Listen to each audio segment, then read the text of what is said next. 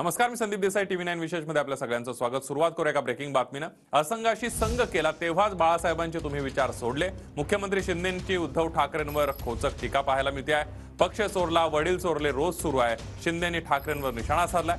एखादा लहान मुलगा जसा वागतो तशी ठाकरेंची कृती असल्याचं ते म्हणालेत. बाळासाहेब चोरायला काय एखादी वस्तू आहे का, असं म्हणत मुख्यमंत्री शिंदेंनी उद्धव ठाकरेंवर निशाणा साधलाय.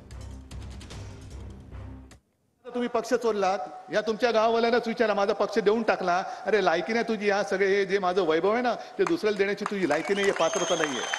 माझ्या या भगव्याला कलंक ज्यांनी लावलेला आहे, छत्रपती शिवरायाचा खरा भगवा काय आहे तो आम्ही लाल किल्ल्यावरती पुन्हा फडकून दाखवूच.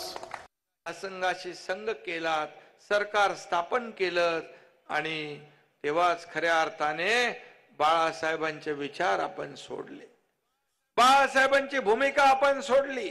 आज रोज दररोज माझा पक्ष चोरला, माझा बाप चोरला, माझा अमका चोरलं, लहान मूल कसं आपलं खेळणं चोरलं, खेळणं चोरलं, खेळणं चोरलं म्हणत असत. काय म्हणावं याला? बाळासाहेब चोरायला का ते काय एक वस्तू होती? ते एक विचार होते.